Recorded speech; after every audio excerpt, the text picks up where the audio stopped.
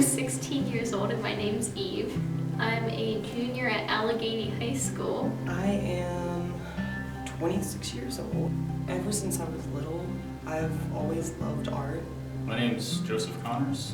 I work as a flight operations manager. Joined the Air Force for a couple years and then got out and worked for my current company. My name's Mike Beal. I am 47 years old.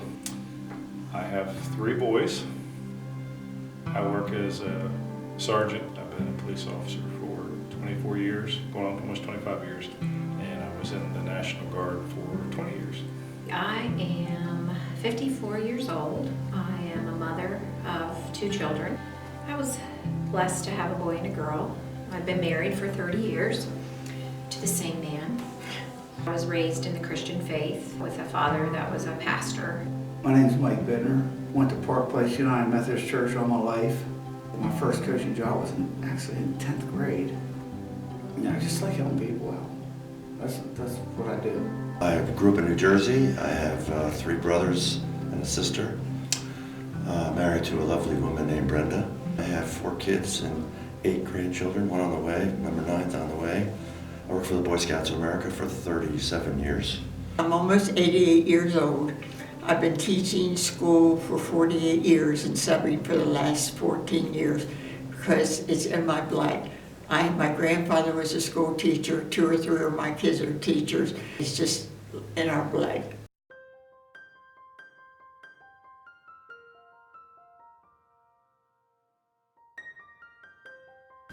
Childhood was unbelievable. We were outside all the time, playing sandlot, baseball, football, basketball, any game we could find, and we always found something to do. And kids today don't do it. I mean, it's just sad. I hope I die before I go to nursing home because I don't want them taking care of me. I'm really serious about that.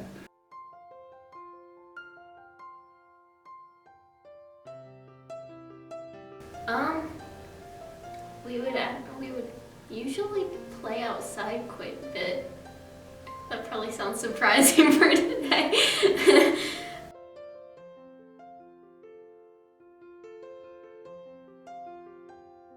I knew the goal in life was to get good grades, go to school, get a job, have a family, and eventually die. So that was just my understanding, I guess, that those were the paths to take. It wasn't go to college or live a poor life.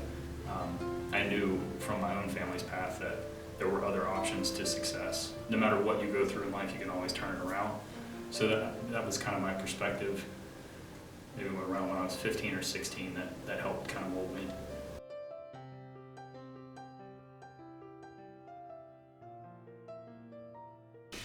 I feel that I worry about them because of the cell phones. They're always on the cell phones.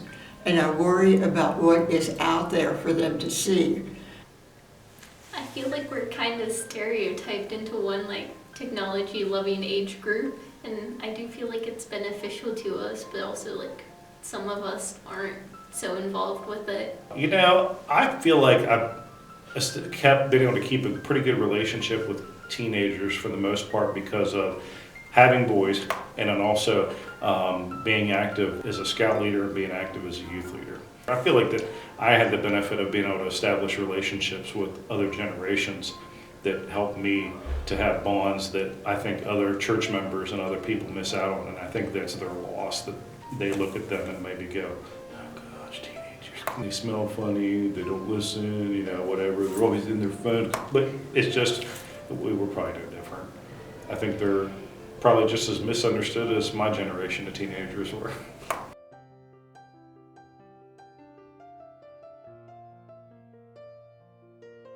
You mean people older than me? I think we have the challenges, I think the physical challenges that I really didn't appreciate until you start going through them. Doing all the things you used to do naturally, now you have to work harder at it.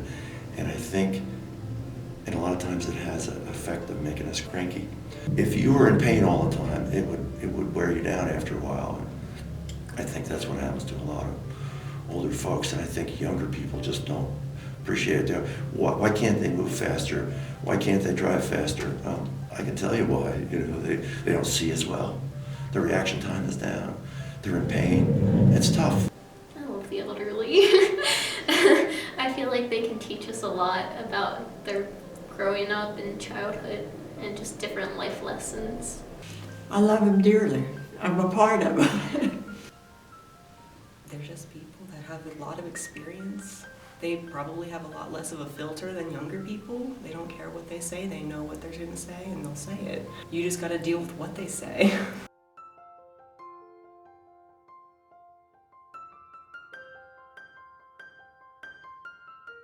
I feel like it's definitely allowing us more opportunities with research and just learning in general, but also like it's kind of hurting us too socially. It's too much, I think, for a lot of people. It's you can't.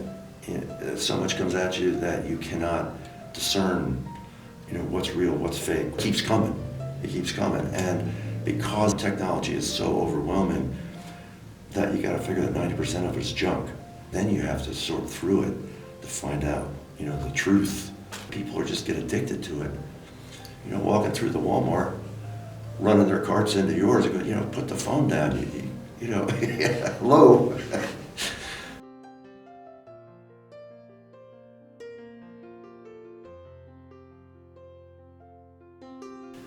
So as a child, not much.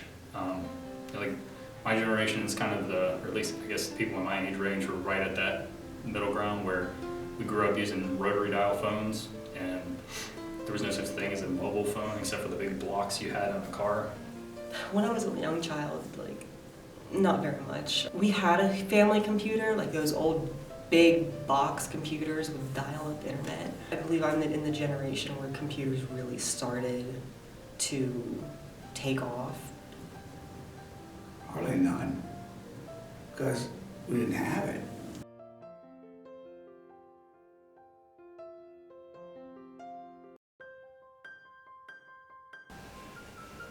No, because I think I'd have missed out on a lot, especially outside. Yes, because I think it would be a lot better back then than now. I just think it's not good today. Like I told you, it's split. But I think if we would have started way back when, it could have been a lot better. Honestly, I don't think I know. Kind of along those lines, I like the fact that I grew up and developed with no technology. And then later in my life, I was introduced to more and more of it, so that way I could do things without technology, and then given technology, I could do things better, and I had, better resources available. There's obviously no way to duplicate it, but I think the way I was introduced to technology was good. As a kid, having an iPad with all these little fun, colorful games and knowledge things, I don't know what value that brings because I didn't experience it, but I'm sure there is value to it.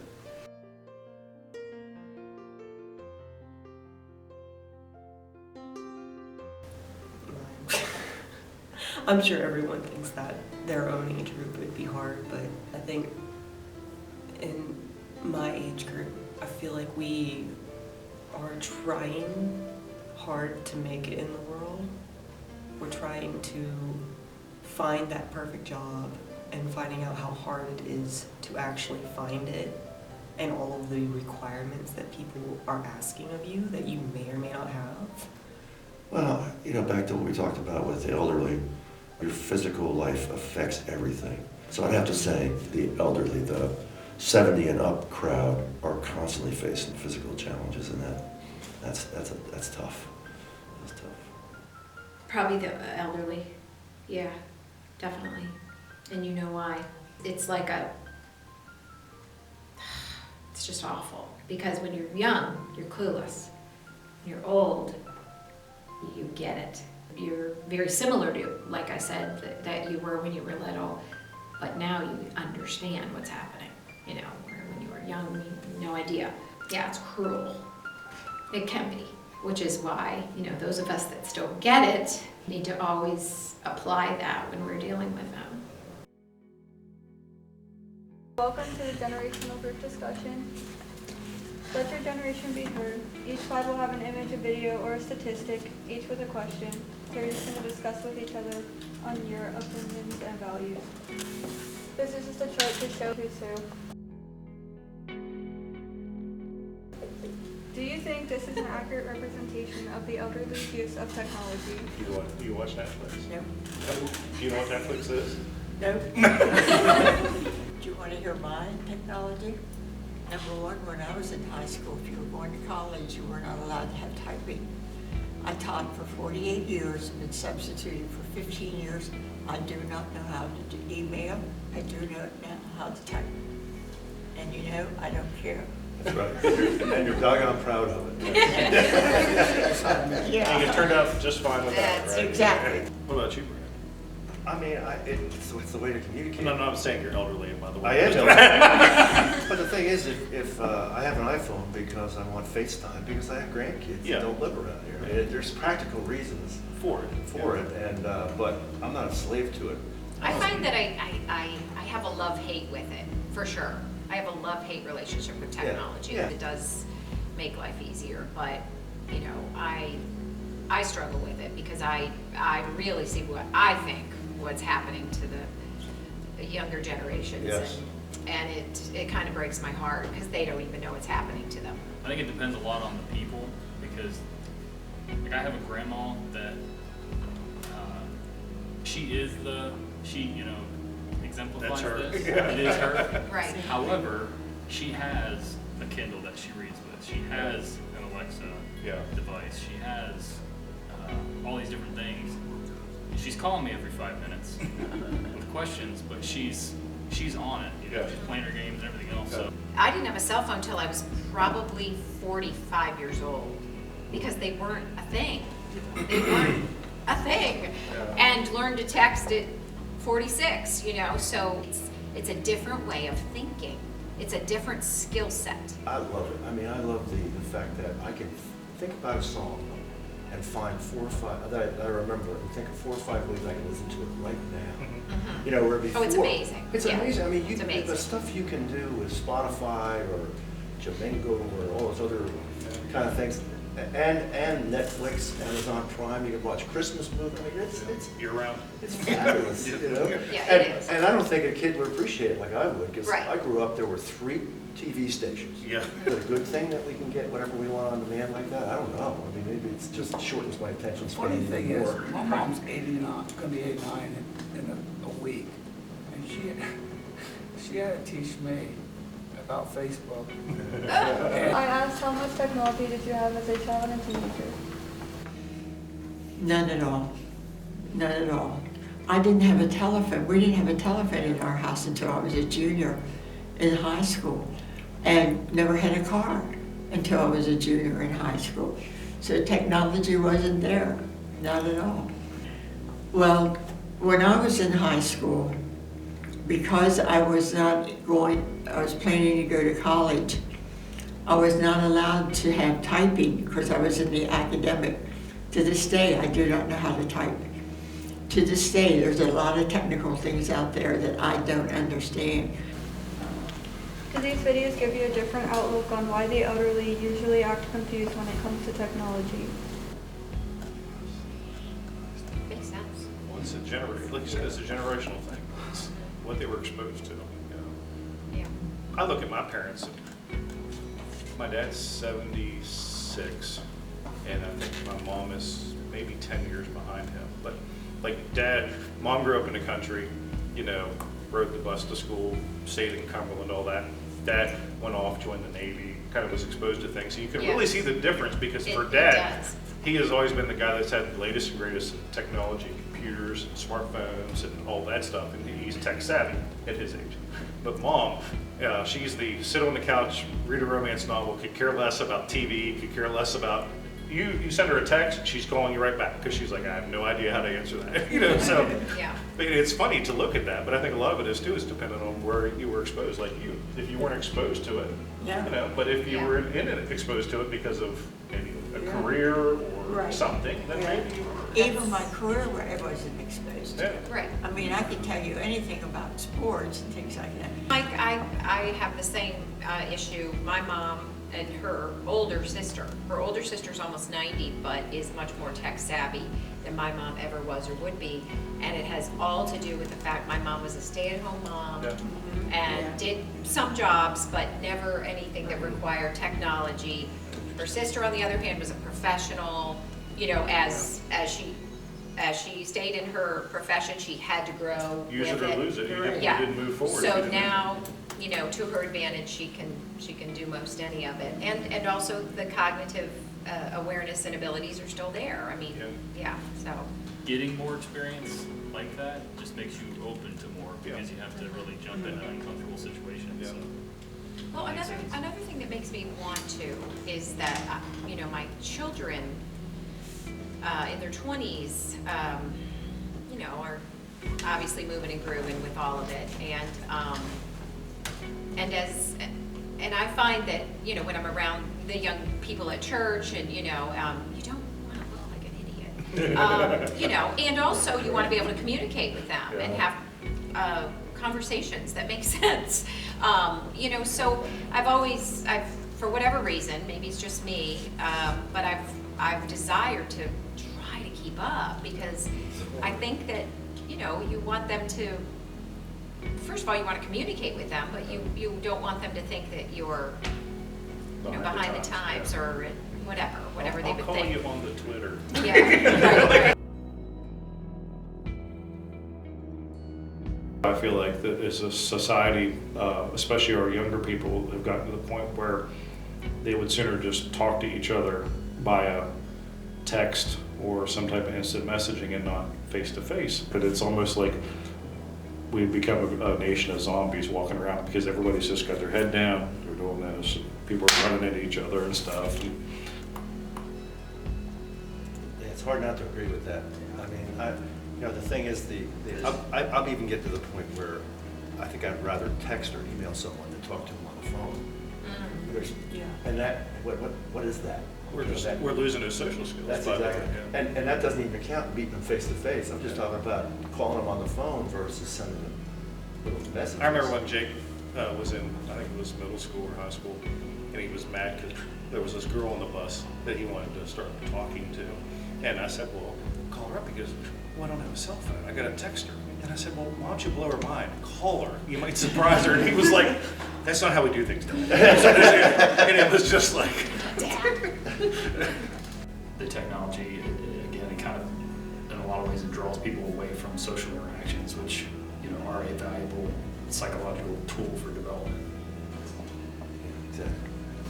Do you believe that technology is hurting the future by making us a nation of zombies, as Mike said? Yes. Is technology affecting natural human development negatively among younger generations? And I heard a study the other day, and they were talking about, they said that I think it was a child under age 11 that they should start limiting their exposure to technology or electronics to 2 hours a day. And it might even be less at younger ages because they said that they're just finding that it's creating more issues with ADHD and developmental issues. Yeah, Like, anxiety. I'll use an example. Yeah. My son Christian's 14, and I see it in him because he's part of that, what I would refer to as the instant gratification generation. They're so used to pressing a button, having it right now. And when they don't have those things, or things don't work right now, they freak out. And they really freak out and blow up over the stupidest stuff. And you're like, it's just a video game. It's not just a video game. And it's like, okay. You know, but it is. It's just like, But it come is on, just guys. a video It is game. just a video game. But for them, it's not. For them, it's their life. But everything is killing, you know, doing things. I was talking to my daughter this morning, and she's a guidance counselor in a middle school. And they have a girl there that she's decided on January the 6th that she's going to commit suicide.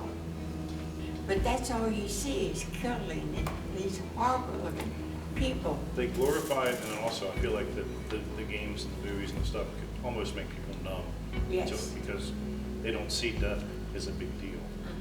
Well, any of us that have been parents, I mean, I would think that when your child begins to grow and develop and, you know, you start to see them interact in the world and they're exposed and you know, and when they're little, obviously you can pick and choose what they're exposed to.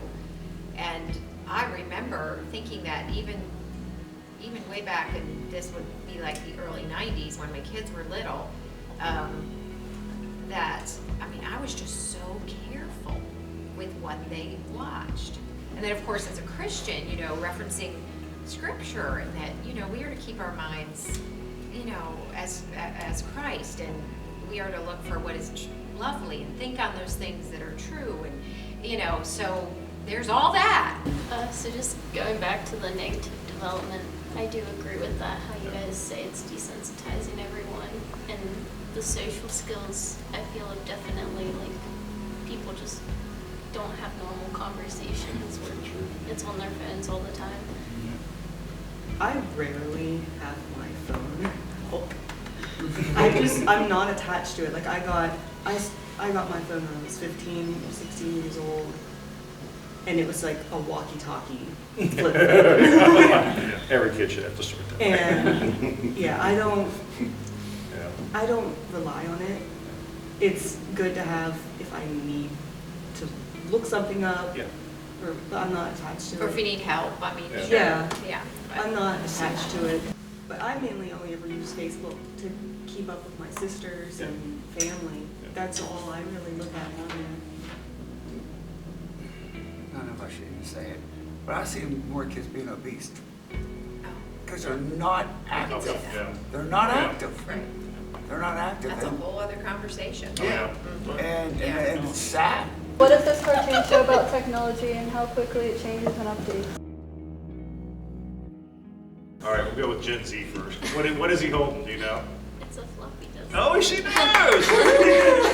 Yeah, it's funny because I can remember Dad, like I said, my dad was always the tech savvy guy. We got our first Commodore 64 computer, and his buddy would bring over his disk drive, and they would stack them, and then they would insert one CD or one disc into one, and then another, and copy and exchange stuff and games and all. And now I'm just thinking you could do it like 3.5 seconds on a flash drive. It's Right. this big, you know. Yeah.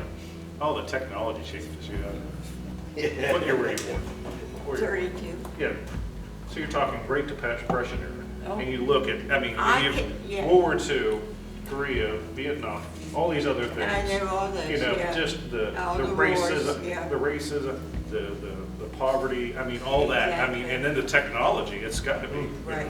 And I don't have to duck because it's so far above my head, I don't have to worry about it. But I can take you in a gym and I can do all the sports and do all that. I can attest to that. I am, and I also can teach you how to square dance too. There you go. Right. Awesome.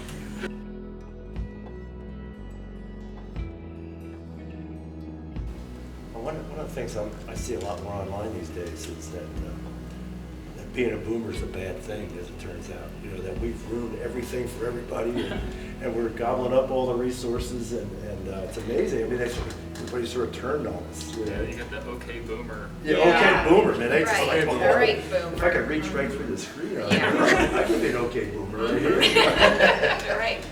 But yeah, I mean, I think that whole just the fact that we're separated with these letters and names, not necessarily a good thing. You know, what's the point of it? You know, we're going to find ourselves locked in this. We're a millennial. We have to believe these things. That's not the way life is at all. You know? I'm not going to. No, I'm not like every other boomer. Well, for whatever reason, like our whole world anymore, I mean, I don't know, tell me if you younger people feel this. It just feels so divisive. Yeah. Everybody, it just feels like everybody reacts, everybody's there's a lot of drama. There's a lot of, you know, I'm in this corner and you're in that corner, and, you know, it's just divisiveness. Everybody gets offended. Everyone's offended. And no one's allowed to- Is that true, No or opinion, is that yeah. me? I mean, Well, that's what I see. I don't know. If someone has a different Okay. opinion, most people are like, You're that's hating. not right. Yeah. Then you're hated or ostracized. Even people that I agree with, and they're expressing it. I'm like, whoa, Yeah, calm right. down. Tone it down a notch. Tone yeah. it down. Don't sound like you're gonna, it's like my mom used to say, it's not what you say, it's how you say it. Yeah, well, And then how you react to them. Oh, Yeah. good Yeah. Lord, yeah. You know, say about what have older generations taught younger generations. For me, older generations, and especially through like education and stuff that I've learned over the years and from talking to family, I feel like that each generation is weaker than the older generation. Because if you look at a group of men that stormed the beaches of Normandy and then sat in, the wildernesses, dug into a hole covered in snow. Average age, what, 18? Yeah. Or, 17? And if you told a group of men this day, an 18-year-old, to go out and sit in that foxhole and stop Nazis, they'd be like, no, I ain't gonna do it. But these guys, it was like, okay, and they did it. The only thing I'd argue with you on that about I look at guys like Bryce, and I mean, there's some.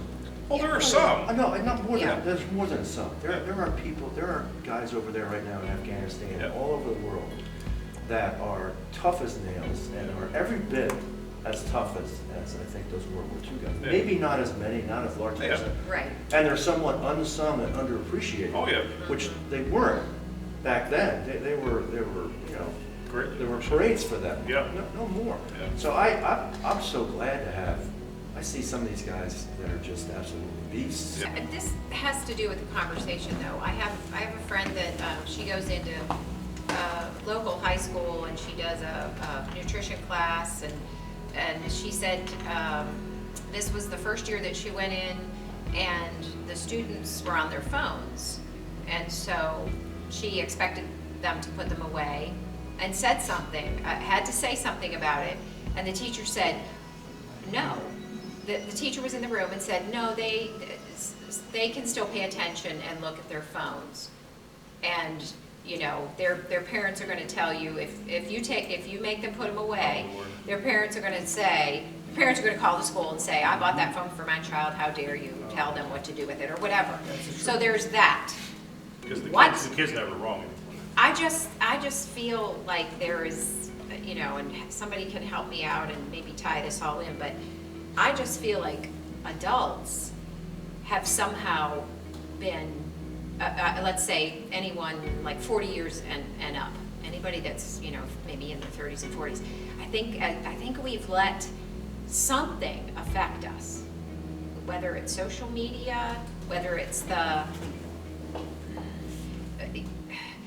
to the point where we are not being parents, we are not So being. we're abdicating Yes. basically our responsibility. I think that is a huge issue, and I'm not 100% sure where that all comes from. I'm sure it's different factors, but I do think part of it is social media, because it's not just kids on there, it's adults, and they are wreaking havoc, they are comparing, they are coveting, they are trying to keep up, it's just bad. Yeah. And I just feel as though they've been affected, and it's affecting their children, and I agree with you 100%. Yeah. I think along that line, one of the things I was thinking, like, the older generations have taught me to not fit the mold of my generation, you know what I mean? Because people talk crap about millennials, so I've always been like, well, I respect these guys, and they got a problem with me, or at least my generation, so what's the problem with my generation? And I'll kind of work towards these guys. And then on the other hand, the younger generations have taught me that there are good things in the younger generations that I should also value. Right. And along those lines, I think like the older generations were more practical and just pragmatic with everything because they had to be. And now the younger generation is more feeling based, so it's more emotional, and there's value in both of them, and finding a balance I think is good. But I would say that newer generations kind of, at least what I attribute to what you're talking about, is perfect way the more feeling society with the activist mentality Yeah. and massive exposure to technology and for spreading all these social things. It makes people feel good about themselves Yes. to have this super opinion, and they won't let it down. They won't think because they're working off feelings rather than. Well, and it brings them value, and I think Yeah. in general, People we're are seeking all that. looking for that. Right. And For me, I will just speak to me, if I find my value in my relationship with God and Christ, and as that declines in this world, people will look for it somewhere else. And so I think that's a big part of it. Rich, the sad thing is that the younger generation, I mean, they're closing churches down Oh, yeah. and things like that. Right. People are not even going to church and everything. Yeah. And it's sad, really. It goes hand in They'll hand say with what we're things, talking but about. it bugs me too that they'll say things on there they would never say to another person's face. Yeah. I mean, it's easy That's to true. hide, but I have that There's keyword the courage. anonymous. I asked, how do you feel about the elderly? I never really thought about it until I started to deal with my own parents. And I didn't do very well at first. And I thought, what is wrong with me? I tend to not have a lot of patience for them. I understand how they are sweet and adorable. The thing that I learned was that they're so vulnerable in the same way that like a 2-year-old is vulnerable. And so by, I guess, comparing, children whom I have always loved and adored with older people, it helped me because it's exactly how life plays out. It really does. You start out being as vulnerable and you end up generally in the same boat. So that is one reality that helps me deal with them. I think we all have our preferences, and so it's something that I have to work on. I do. I'm scared of my mom. To death. On the vulnerability though, I will say that like with my job as a deputy sheriff, I see so many elderly people that are taken advantage of Yes. by people. I can point out so many cases where we've investigated where someone has given up all of their savings. Spouse passes away, she has all this money to live off of for the rest of life, but she's convinced that she's going to be given all this money from some prince in Saudi Arabia, and they're mailing tens of thousands of dollars to these people, and then they lose everything. Yeah. And then they don't understand, that they can say no, they think that it's true, they think they have to do these things to get money. It's nationwide. People are being taken advantage of. And they do it from other countries, so it's hard for us to track them and charge them and for them to come to justice. I think that the elderly are quickly forgotten about. And I think they are a wealth of knowledge that if we don't take the time to talk to them and learn from them, horrible things like dementia happen, and then they lose all that. And they're like a walking, living encyclopedia of all kinds of experiences that we could miss out on. With my job and families, I've had interactions with people with dementia and elderly people, and it's just so amazing to sit and talk with them because you hear stories, especially stories of survival, things that they had to do and endure, that if we told our kids now that they had to do this, they would be like, no, and they would probably starve to death, but it's just totally different. But I think that people don't take the time. I think the elderly are forgotten, and they're basically just like, okay, you've served your purpose, go be in a nursing home or leave us alone. I think that's a horrible mistake. Are the elderly being treated with more or less respect than they were when you were young? Absolutely. Less respect. Yes. You didn't dare talk back. Or disrespect, or curse, or any of those things. And if you did, you were probably going to get smacked. Yes. The old backhand. And now it's, the way you watch your kids talk to people. And it's interesting what they say. You would never have heard it said. I go to visit my mother-in-law at a nursing home. She just recently was placed there, and I'll tell you, the most beautiful moments are when they have everybody out in the great room, and there is one gentleman that comes to sing there. And, just to watch him interact with the people and to see them come alive and sing along and squeak along and try to clap and dance and do their thing, and you just can't help but just feel, at least I do, I feel God in those moments. Because, we're all, and that's the other thing, is that we're all gonna end up there. Yep. And I think, how different is it going to be when someone that's 16 or 17 now goes into a nursing home? I'm thinking, whoa, like, with just with all of the way that we treat each other nowadays, I think are we going to be able to take care of them in the way that they need taken care of? That's a little scary, because it's a very basic skill. It's loving someone. It has nothing to do with your cell phone, or it has nothing to do with entertainment. It's just loving them. And I just feel like we're just getting really, really far away from having those skills that we need to take care of each other to the end. I think we just need to take care of their physical needs. Right. But we're not taking care of the emotional needs. Yeah. Well, I'll tell you one thing. I hope I die before I go to nursing home. I don't want these idiots taking care of me. That's what my husband says. I'm with you. I mean, not all, but most. It's tough. I just don't want them taking care of me. It's a tough job. It's tough Yeah. work. Yeah. I mean, the old days, the elderly would move in with the kids. I mean, Right. There wasn't all this other stuff, and at least there was someone there who loved them, who was related to them. Now, to really expect somebody over the long run to care about all those people in that nursing home, And they're so understaffed. If you go into any Yeah. of them, Yes. I think you watch as they're laying in their own because it's a business. feces and not Yeah. being fed. Yeah.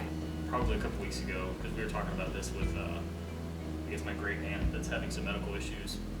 And she has people that go and visit her, but she is by herself most of the time. And she wants to be in a nursing home right now because she wants the social interaction. Right. And, to ask what we think about those, I've been thinking about that a lot lately, personally. Sometimes I think I would like to be in a good nursing home, because it's nice to have that place Yeah. to socialize.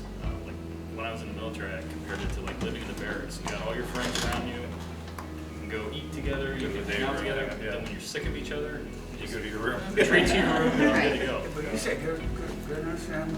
I don't care when anybody says that much. And it'll cost you Yes. everybody's life Right, savings. those so expensive. places are, And along the lines of respect, I was thinking, one of the things I think points that leads to this is, because I've noticed it myself even, some of the younger generations, because we don't grow up so deeply embedded with our families, and then we are just exposed to so much stuff that we want when we want it, you become really selfish. And I've noticed that myself. You're just like, oh, I don't really want to I haven't had this come along, but I could see myself maybe having the thought, well, I don't want to take grandma in, because then what's that going to do to me and my wife's life? Relationship, What's yeah. going to do to my plans, what I want to Yeah. do? And it's selfish, but But it's true it's also. true. yeah, yes. But, are you more selfish or are you more caring? And I think more people nowadays are more selfish. Yeah, I feel like it's definitely been, I'm very grateful because my grandparents, my one grandma was at the other end of the street, and then all my other grandparents were in Kaiser, so they were all, within pretty easy driving distance for, visiting. It's good to have this relationship.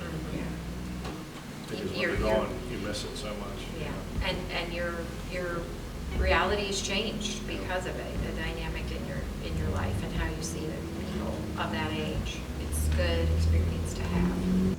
I asked, what's your take on life now?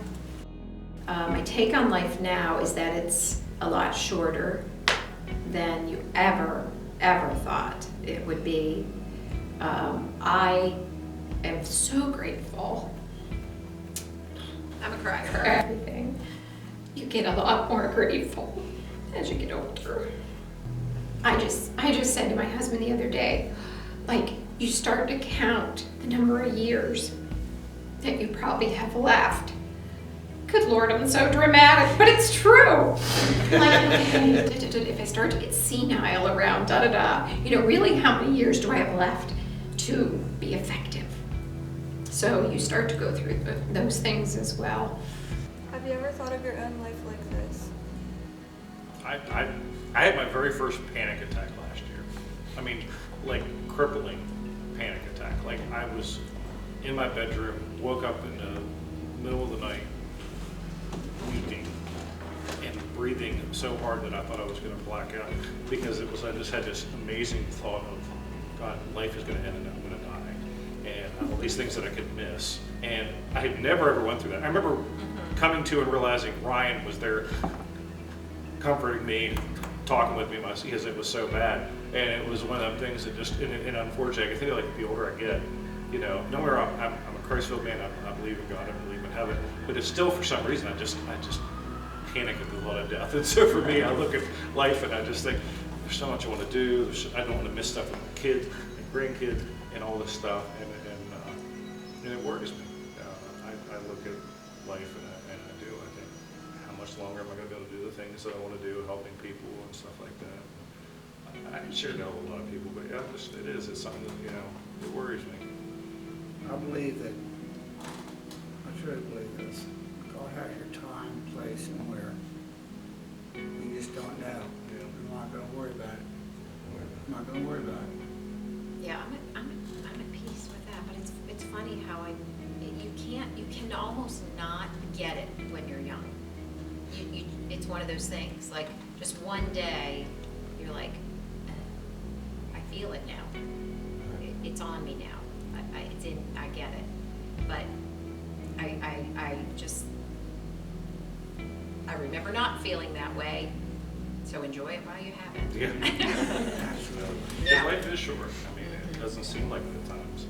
And I had a coworker a few years ago that his 16-year-old daughter left for school and got T-boned on Route 51, and she was gone.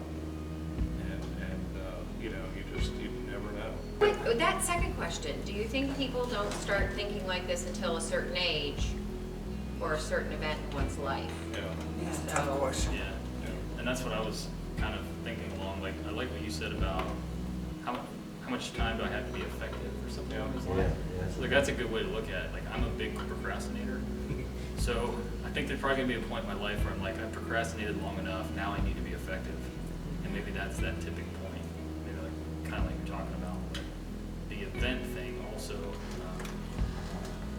the things that help, like law enforcement, military, first responders, or just a person in a bad situation hitting a life event where you almost die is That can huge. do it. Yeah. I was in a plane that almost crashed into a mountain by probably 150 feet or so. You come out of it shaking, and then afterwards, even days and weeks after, you recount it, you start shaking. You're like, I could have died. Like, what then? What would have happened to these people? What my legacy have been? Even though, like, I don't want to have a legacy that anybody knows about, I just want to know that it did make a difference. And I think some people get those experiences that influenced them a little earlier, and then even sometimes, I still procrastinate, so it didn't do much for me, but at least for a period Well, of it time. wears off. It does, yeah, because you're like, Yeah. well, I can procrastinate. Yeah. Yeah. I know I need to be doing something, but I can wait a little longer. You're right I'll about procrastinate. It wears off. Exactly. I think my event has been my parents' decline. That's been my event. Because it's been a lot for you over the past couple of years. Yeah, and Yeah. it's, Yeah. yeah. And they're not difficult, older people, they're not. Yeah. But still, it's just seeing them decline and, experience, it's different. It's different when you're in the trenches with somebody, and in this case, older people. Well, especially because dementia seems so much more pronounced. Dementia and Alzheimer's seem so much more pronounced now than it ever was before. And I think we're all starting to have those experiences where we're meeting someone or dealing with someone and Oh, we're yeah. just completely lost. And Well, and I feel like there's a class for this, like, because it's so complicated in order to understand where they're at in life, especially when there's cognitive issues. you don't have this on here, but I want to ask a quick question. you younger people, do you feel like you're taken serious by your older generations? It takes a lot of work. Yeah, I feel like it depends on the situation. Yeah. I feel like sometimes no with Yeah. me, but I think that's because I'm more of a creative person, and a lot of times when people don't understand creative people, Yeah. they think that they're going nowhere. It's like, well, I mean, I've studied people who are famous because of Big creative. being creative. It's Yeah. like I don't see the issue. Yeah. It's like, How about you? I do, and I think along the lines of what she's saying, there's kind of a mentality to success. Like you can be successful doing anything. If you want to be creative and be successful, you can do it. And in the past, I just don't think. Sometimes I think I'm not taken completely seriously or whatever, and I have to try harder, which is fine. I don't mind. But it can be, because it's not that big of a deal because I understand the mindset that it's coming from. You know, like it is hard to change, and then there's a lot of things that have changed, especially in the last couple of decades, and then it's just a lot that's changed. So I don't hold anyone, you know, in contempt or whatever because of that. But yeah, it's a struggle to get over. I was recently at a training, and actually one of the breakout sessions, it was for pastors and other people that work in a church, and it was all about this issue of how, you know, what, as a 55-year-old pastor or 62-year-old pastor, and I'm trying to hire a 31-year-old youth pastor or a 27-year-old whatever, you know, exactly what we're talking about, these types of how younger people expect to maybe work from home, or, you know, everything's, what's the word? Different, yeah.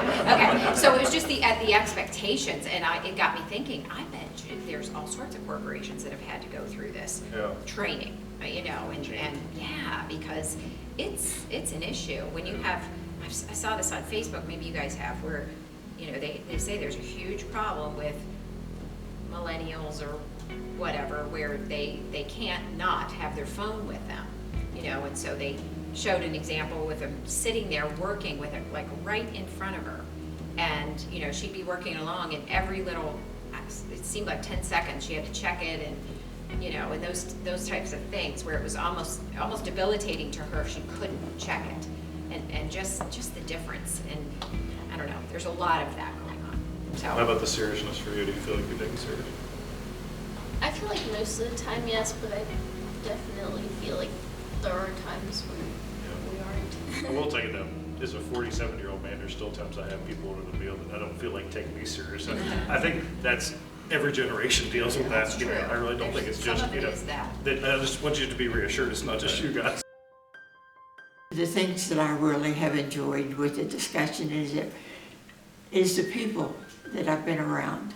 I mean, this young man sitting here beside me, I taught him, and the other guy on the other side, he's in the same thing. I have a son that's in the police force and things like that, and I just love being around different people. So I just have enjoyed it very, very much, and I appreciate you asking me. I'm just so honored and thrilled that you asked me. I really am, and I appreciate it. I appreciate it.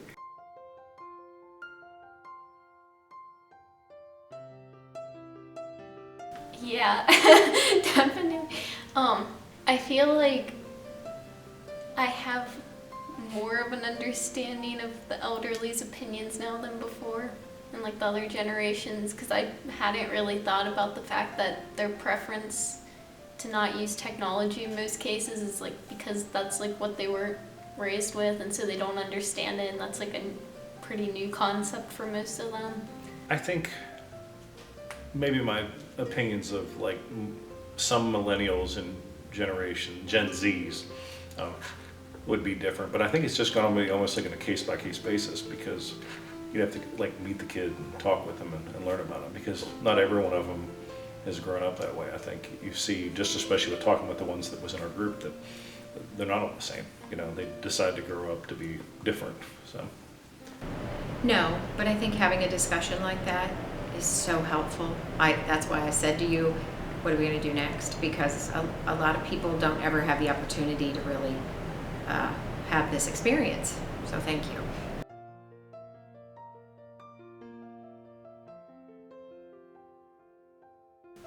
No, I think a couple things were said that I found kind of struck me. You know, the one woman mentioned, you know, how much effective time do I have in my life? So I thought that was good. That kind of hit me. So going forward, I hope to ponder that a little bit. So that was good. I think I learn a little bit more with the younger people. I mean, I deal with young people all the time, but when you sit down in a discussion like this, I think you get a little bit more perspective of what's going on. I mean, it kind of opened my eyes to the last question they were talking about. Like, is there a point where you realize like life is gonna go by quick and be short? And I feel like that just kind of, I learned a lot from that one with the other opinions. Not specifically, but it just makes me realize again that when you hear from people and you actually get to know them and have these conversations, which is, I think, what we need to do a lot more of, that, you know, you realize that they are people and that we have a lot more in common than what divides us. So